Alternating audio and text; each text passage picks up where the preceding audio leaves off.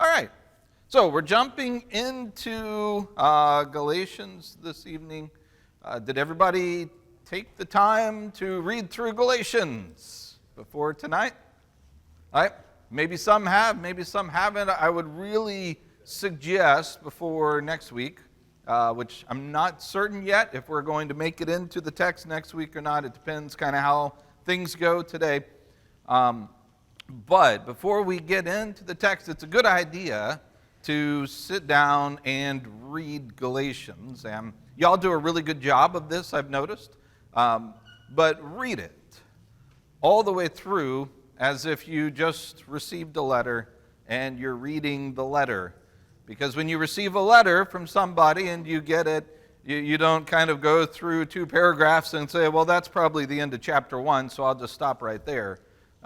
Put it down and then maybe go back and dissect it a little bit and things. Then you're like, well, now that I've got the first 2 paragraphs down, let me move to the next paragraphs and we'll read the next 2. We'll call that chapter 2 and we'll stop and then No, you just read it, right?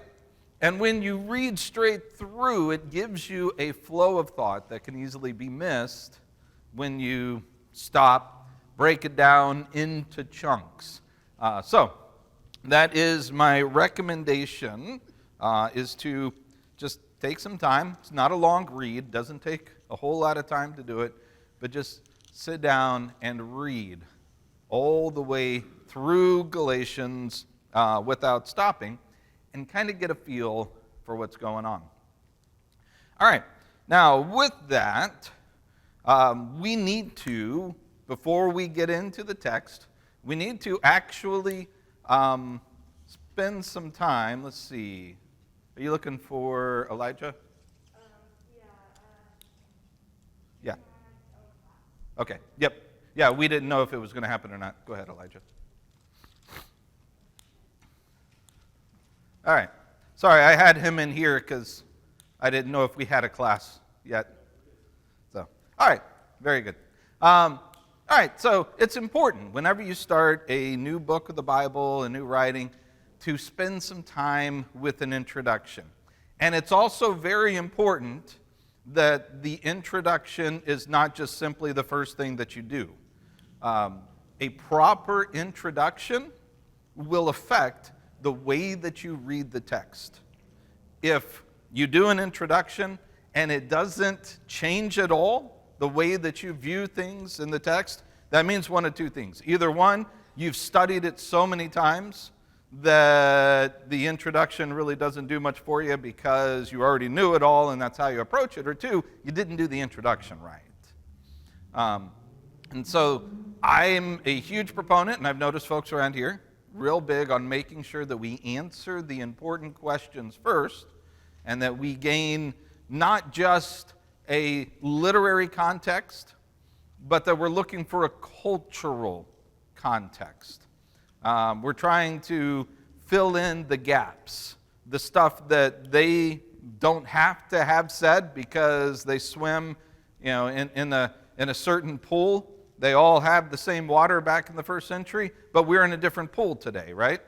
We swim in different waters, and there's a lot of things that won't make sense to us that would have just naturally made sense to them.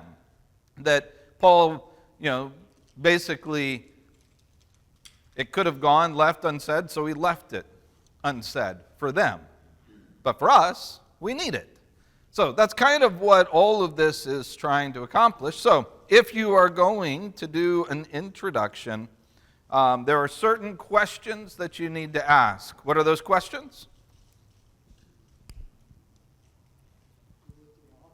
Okay, who wrote it, right? You know what, not that we necessarily need one right now, but do we have a mic runner? So that for people with comments, those comments can be, all right. So first of all, author. What else?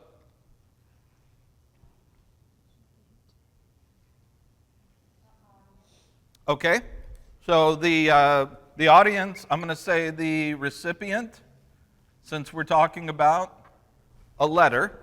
Who is it that received this letter? What else? Okay, the reason. Hold that thought because I'm going to save that one for last. All right, so the reason, though. All right, what else, though?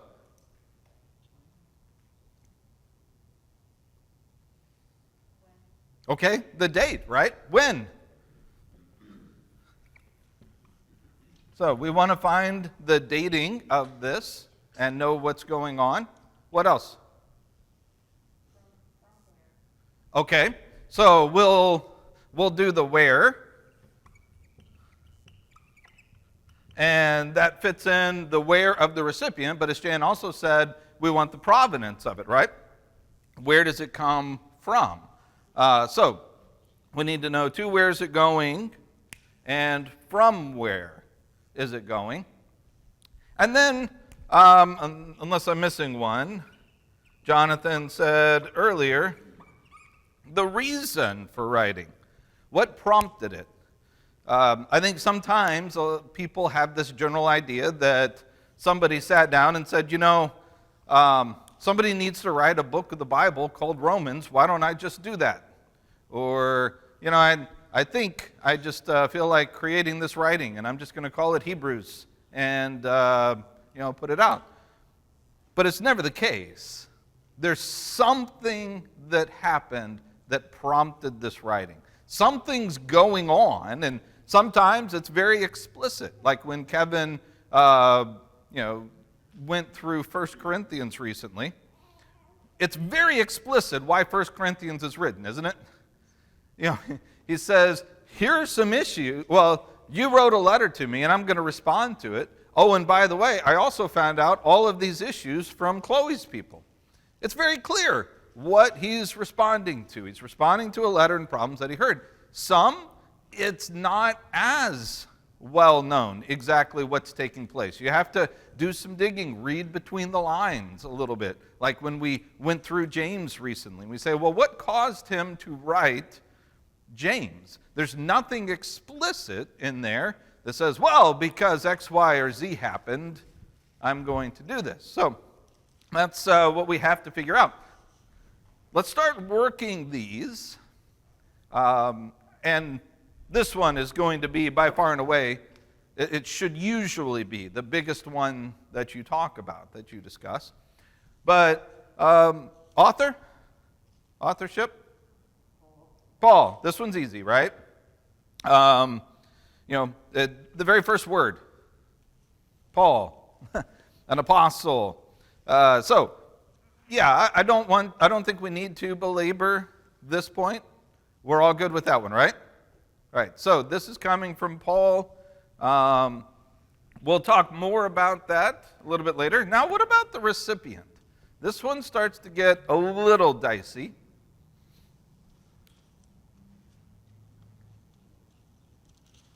What's the easy answer? All right, to the churches of Galatia. Now, we could just stop it right there and say, all right, we've got our recipients. But I think it's also important to ask, what are the churches of Galatia? Now, here is where you get to see my lovely, perfectly to scale map drawing. I was going to be a cartographer for a while, and I decided against that. But yeah, this is roughly down here. We'll just say that's Egypt. You got Israel around in here, Antioch approximately around in there. And then this is right here, we'll just put that up there, modern-day Turkey, Asia Minor. Is this enough that you can kind of picture in your mind what the real thing is? If you need, pull out your Bible. Your Bible probably has a map that's a lot better than this. This is just, a random approximation. You've got Cyprus about right there or so, right? So, what is Galatia? The question has two answers to it. And it depends on whether you are referring to the official Roman province or the region that people generally kind of thought of as Galatia. And it actually makes a little bit of a difference. Because if you're talking about the Roman province, Galatia is approximately up here or so. This would be the official Roman province of Galatia. If you're talking about what people thought of as Galatia, the region, this would extend and kind of include that as well. And people kind of thought of all of this, generally speaking, of as Galatia. Why does that matter? Anybody know? Because it does, actually.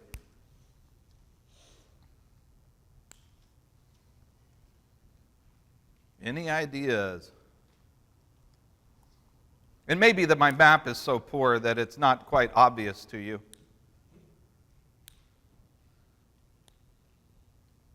All right, let me ask this. Where did Paul go on his first trip? Do y'all remember? After they left Antioch, they went down to Cyprus, and then where'd they go? Okay, they went up here, and I think that's where they are, something like that, generally speaking. But you have Antioch of Pisidia, right? Over here, they went to the other Antioch, Iconium, Lystra, Derbe. And then they went back around, revisited the places, and then back to Antioch on their first journey. Now, where are these churches?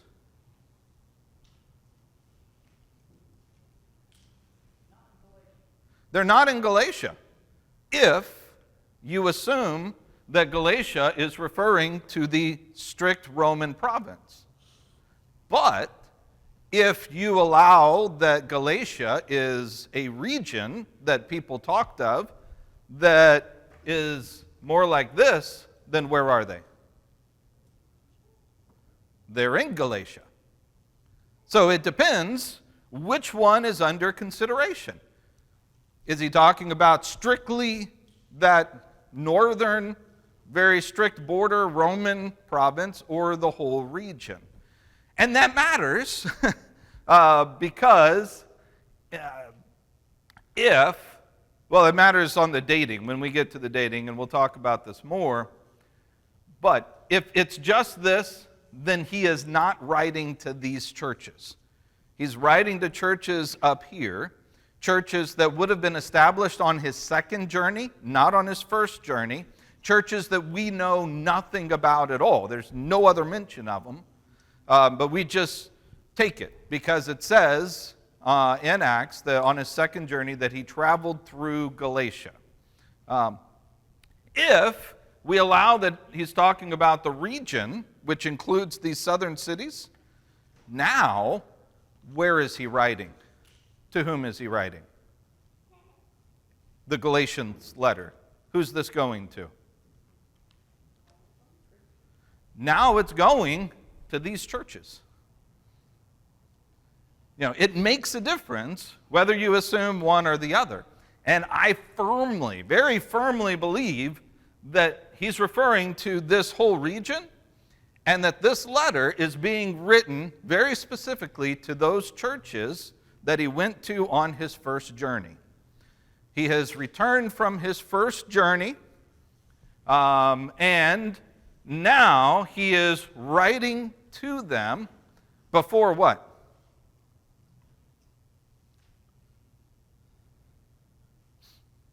It's not a trick question. It's after his first journey, and the letter's coming before his second journey, right? Yeah, so we're going to wedge the writing of Galatians between Paul's first and second journeys. And so we know now the recipients are these churches down here. And if we're going to wedge the writing between those two, I'm going to put as a date AD 49. AD 49. Now, and I know this is kind of boring stuff for some of y'all, you're like, dude, just tell me the answer and let's move on. Well, I want to make sure that you're following. If this is what Galatia is. And Paul doesn't come through Galatia until his second journey. That means that he's not writing the letter to these churches until after he's gone through on his second journey, and that's going to push the dating back by a number of years. You're looking, I think people who take that view say around 52, 53 or so is when the date that they put for writing it. But this just makes a whole lot more sense.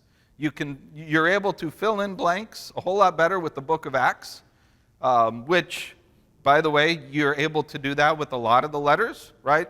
And so he's writing, I think, to these people in AD 49. All right, so next question is the where. We've already talked about where they are.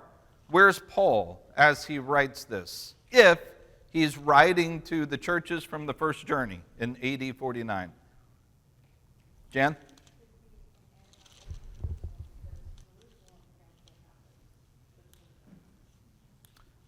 We'll talk about that. We probably should have talked about that already. Yeah, we'll bring that up in a second. Hold that thought. All right, so Jan said, talking or writing from Antioch or maybe Jerusalem. I would rule out Jerusalem, and that's part of, I think, the whole basis of what we're going to find in the letter itself. Was there a hand over here that I missed? Yeah, go ahead, Kevin. I was just going to go back to the question about churches. Yeah. Is it possible that when we look at this region that you described, that when he's writing to the churches there, it's not necessarily only the ones that he contacted? Because I guess I'm thinking of there's other brethren who are spreading the gospel besides Paul that are maybe in that area. And so he's mindful of them also, that they may be a group somewhere that he didn't go to, but they're still in that region. Well, it's possible, certainly, that this message will be spread, but it's very specifically written to people that he has been in contact with. And because he reminds them of what he taught and various things, about his message with them. So there's definitely a personal relationship here. Now, going to Kevin's point, that doesn't necessitate that they hoard this letter to themselves and it doesn't spread to other groups that may need it. But as it is, this, I think, at least how we look at it, this is it's a very intimate letter. Very intimate. And we usually think of intimate in a very positive way. What I mean by that is he is writing as someone who has a close enough relationship to take them out to the woodshed. That is what this letter really is. And so, this is, there's a very close relationship that he has with these people, close enough to really lay into them for the way that they have. Well, we'll talk about the reason in just a second. So I would say Paul is in Antioch as he writes this and sends it to them. Now, as far as the timing of it goes, the date of it goes, Jan brought up a really good, it wasn't a question, but it was a statement that I would question, if that makes sense. Probably the vast majority of people who assume that Galatians is written to these folks, and by the way, that is the most popular view out there now. It used to be that the second journey was the more popular. It's trended now. Most people now, generally speaking, would take an early date view of the writing of Galatians around 49. The question, though, is, does Galatians predate or postdate the Jerusalem conference that Mike talked about? Was it last week or 2 weeks ago? I don't remember. Probably last week. Yeah. Last week? Yeah. Huh? And the week before. And the week before. All right. for the last like 8 weeks, that thing that Mike's been talking about. Yeah. So that's in Acts chapter 15, where remember, and by the way, we'll talk about this. We're going to go into this. We're going to look at this because there's definite connections that are going on. That's where some folks came into Antioch, and they were trying to tell the Gentile Christians that they needed to what? They needed to be circumcised. And Paul and Barnabas were like, say what? I don't think so. And, they kind of said, let's go back to the source. Who sent you? Where did this come from? And they go back to Jerusalem, down here, and they have this meeting where the folks get together, the elders of the church get together, and then some of the brethren who were from the Pharisees said it's necessary for them to follow the law of Moses, and Paul and Barnabas, basically get up, and they're like, well, here's all the stuff. Actually, Acts 15. Did Peter go first? I might be getting my order. Let me look at it real quick here. It might have been Peter who stood up first. Let's see here. Yeah, so, Peter stands up and he says, look, you guys know what happened when I went to Cornelius and the Gentiles were brought in. Did they have to be circumcised? No. Paul and Barnabas stand up and say, guys, look what God has been doing through us. And our gospel message does not require circumcision. And then James stands up and he says, look, guys, it seems like we've come to it's pretty clear that they are invited. Let's present a writing that will explain this and tell the Gentiles what to avoid doing. Does this all kind of sound familiar? And then those were going to be distributed.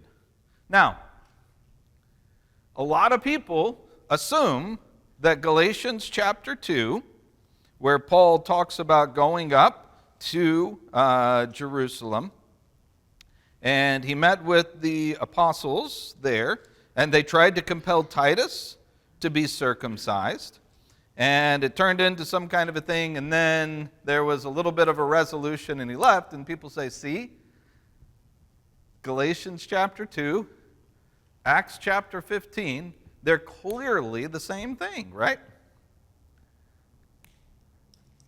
I don't think so, actually. I'm in a minority group that says, no, Acts chapter 15 takes place after Paul writes his letter to the Galatians. And there's a number of reasons why. Once we get into Galatians 2 and we start talking about it and going through, I think it will be evident why I hold that position on that. But it is a minority position. Most people assume that Acts 15 equals Galatians 2. I've even gotten into some conversations with people about it, and they looked at me like, why would you even question this? Like, what would make you even, just completely out of hand, just reject the idea. But I really think that what we're seeing in Galatians is something that happens before the monumental moment of Acts chapter 15, which, as Mike said in his class, seems to have changed some things.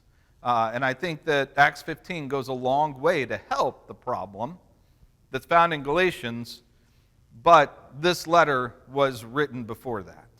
Again, you're taking my word for it right now. We'll talk about it. We'll get there. We will discuss it. Yeah, John, hold on, John, wait for a mic. So, okay, well, the mic's coming. There you go. Could it be that then Paul wrote it in Antioch or possibly Ephesus? Well, if you take the view that it's on his second journey. I'm confused there. Where he was the first journey and the second journey, in relationship to Antioch, because he's... Well, he started both of those journeys from Antioch. So fill in the gap for me. Yeah, he starts both from Antioch. What I'm suggesting is that he writes Galatians between journeys. That he goes on his first journey, they get back to Antioch, and then when he gets back to Antioch, he starts hearing about things that have been going on in the churches that he just went to. And then, after he hears about problems, he sends a letter to them in order to correct some things. Now, some people take Ephesus, if you believe that the time that he went through Galatians was the second journey, and they would say that it was probably written on his third journey. Remember when he went and he spent about 3 years in Ephesus? That's where Ephesus comes in, that people that take that view believe it was written there.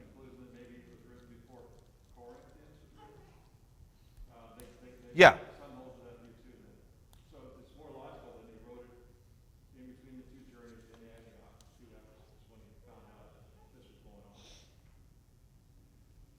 Just what you said. Ephesus. Just what you said. Yeah. Not in Ephesus, but it's more logical that he wrote it in Antioch. Yeah. Yes.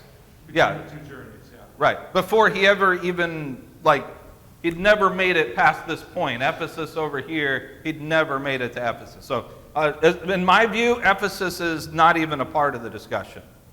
My view. It's not the one I made up.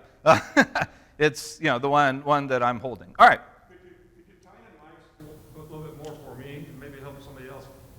Where was Paul when Acts 15 is involved in?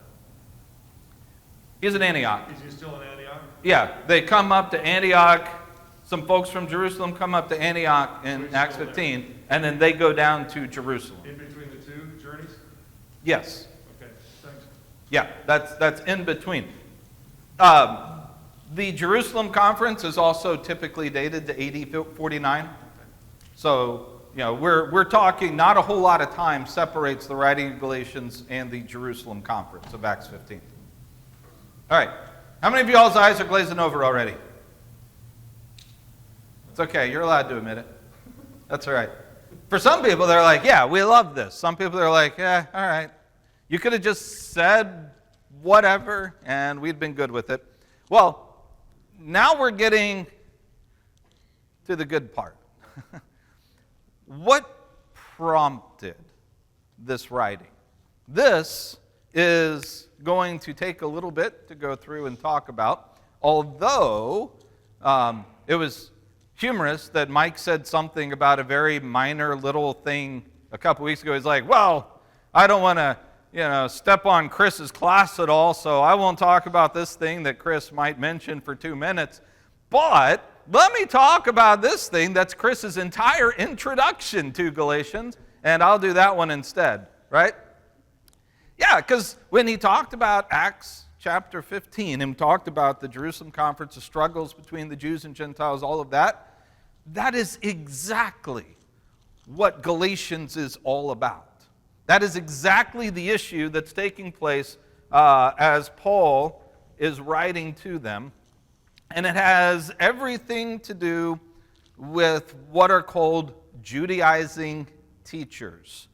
That's not a biblical term. You're not going to be able to, do a search in your Bible app for Judaizing teachers and come up with, where Paul talks about it. It's a name we've given to these people, but the people are a real thing. So, let me throw it out there. What's a Judaizing teacher?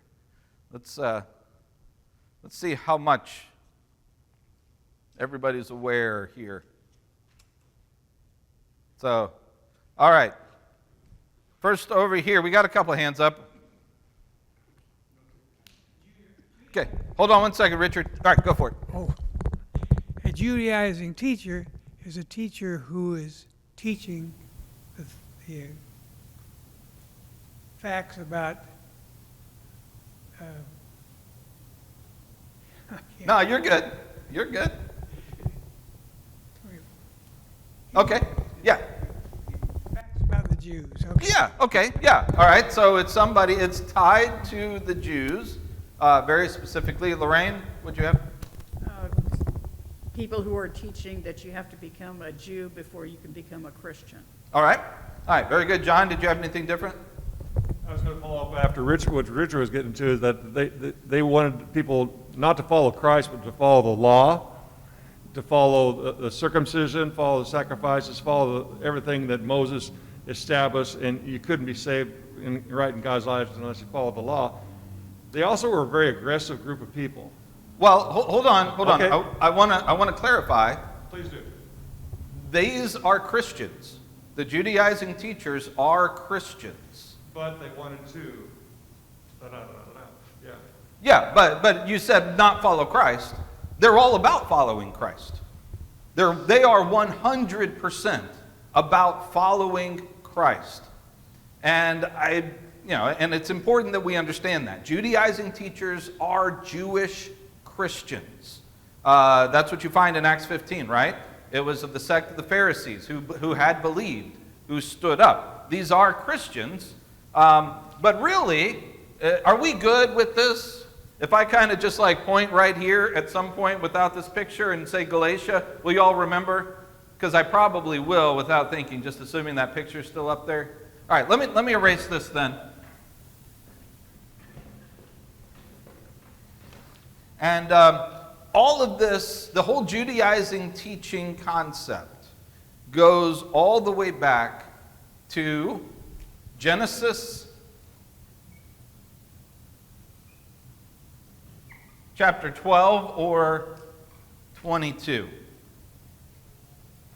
What's in Genesis 12 or 22? All right, promises to Abraham, right? Have you guys spent any time in Genesis 12 or 22 any time recently? To where maybe this might be fresh on your mind? Oh, good. Some of you have. All right, that's great. Good. Yeah. What were the three promises that we tend to focus on from Genesis 12? All right. Well, land. What's the first one? Nation. And then finally, seed. All right, that they would give them a great nation. That nation, those descendants would be given the land, and ultimately the seed would come that would do what?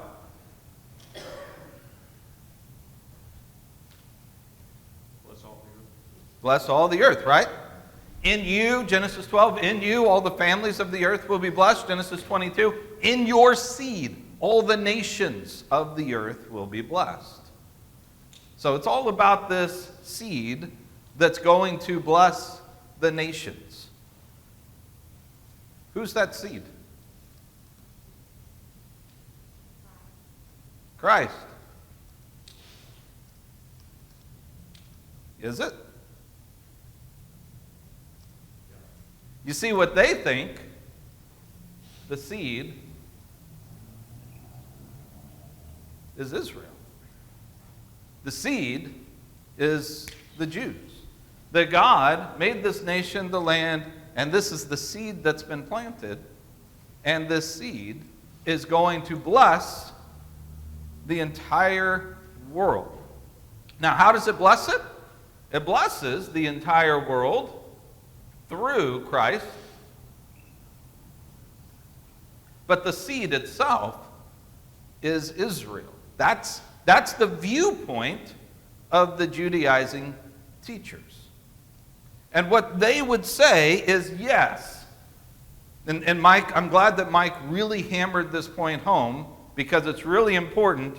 Who is the cross for?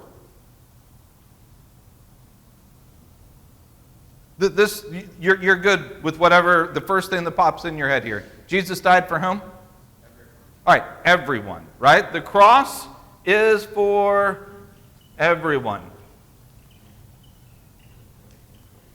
So it's available. So if you, Mr. Gentile, are out here and you want to come to the cross, can you get there? Can you be saved? Yes, absolutely. The question is, how do you get there? Paul's been going around and he's been telling people what? If you're a Gentile, how do you get to the cross? Yeah, you just go. You've got direct access. If you're a Jew and you believe that Israel is the seed, then how do you believe that a Gentile is going to get to Christ? John, you're not answering. Hold on. If you're an Israelite and you believe Israel's the seed, then how do you get to Christ? By going through the seed, right? By going through Israel. And how do you become a Jew? What do you have to do? What do you have to follow? The law, right? So you have the law of Moses, which becomes kind of like this funnel, this conduit that you have, that a Gentile can come to Christ if you first come through the law of Moses and become a Jew. And then once you're a Jew, then performing what's called the works of the law. Performing the works of the law. When you perform the works of the law, then you become justified before God. Because all Israel, the seed, they are justified before God. Right? So justification comes here, and then true salvation comes through Christ. Once you have been justified by God, then you are open to come to Christ. But you can't just come directly here, because if that's the case, then what does that say up here? If God promised that Israel was the seed, and Israel has nothing at all to do with this, then what does that mean? Who was wrong? Okay. Yeah, but if this is true, if this is the way that God set it up, then who's wrong? It's God, isn't it? I mean, if God promised Abraham that Israel was the seed, and then he took that out and made it open without the seed, then isn't God a liar?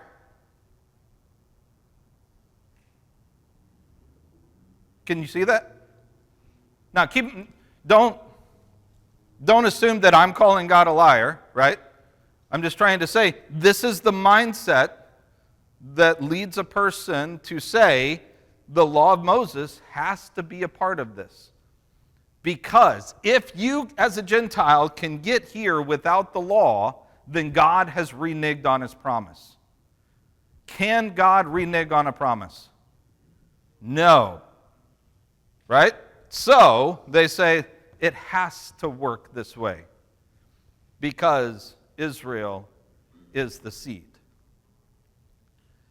What's the problem with their logic?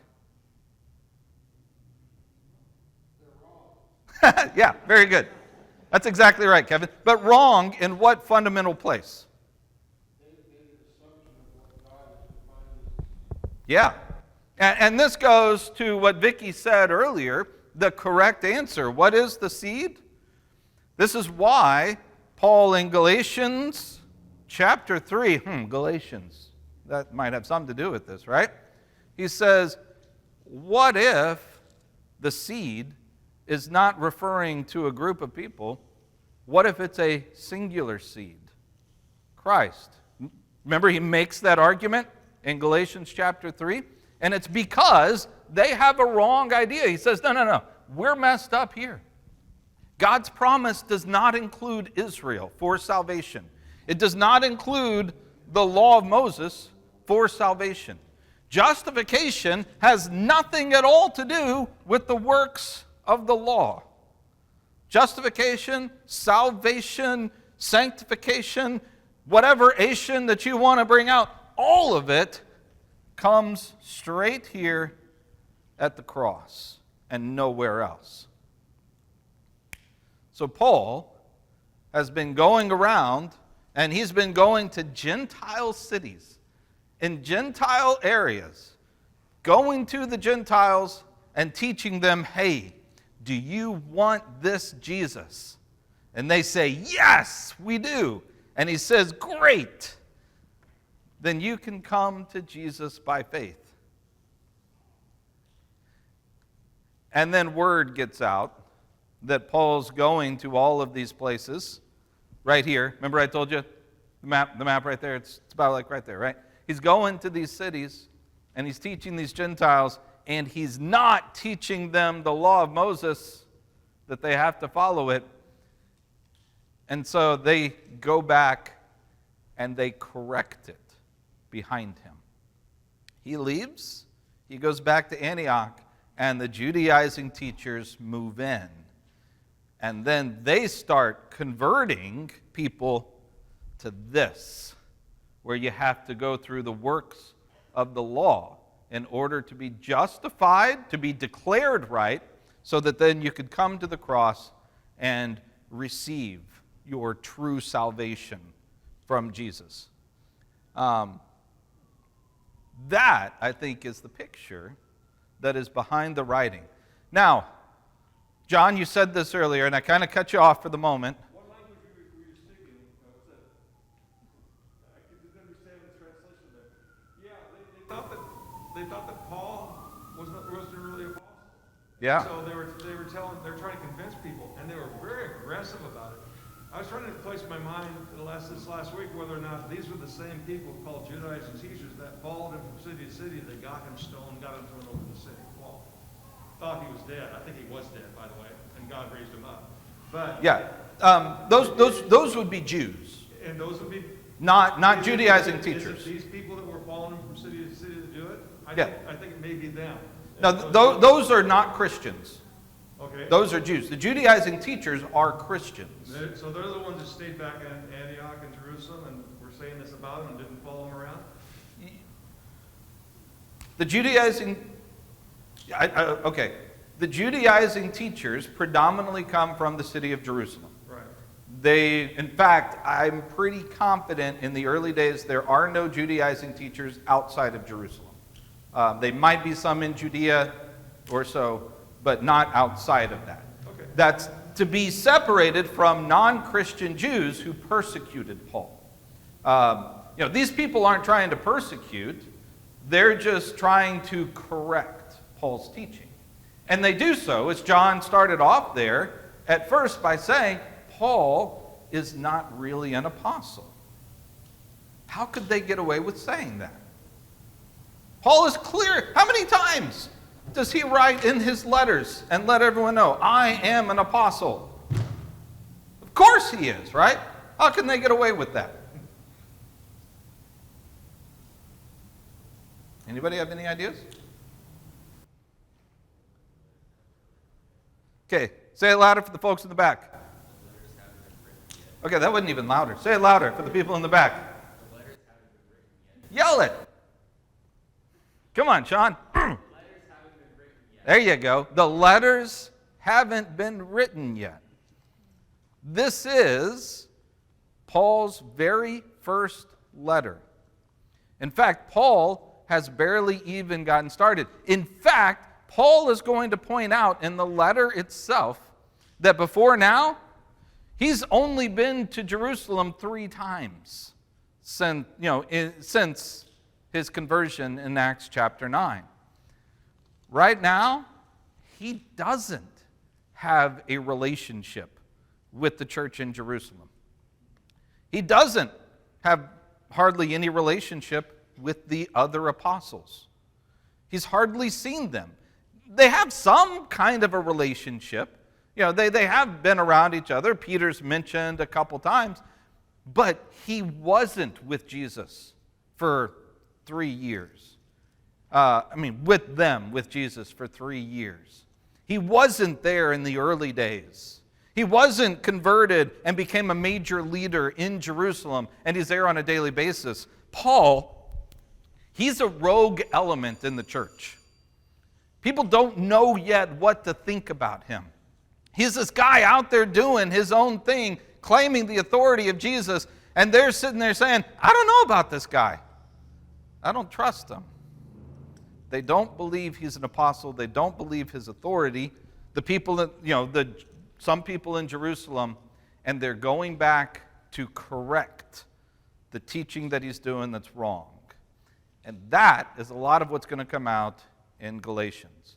All right, we might pick up some of this discussion next week or move further, but yeah, before next week, try to read through Galatians itself.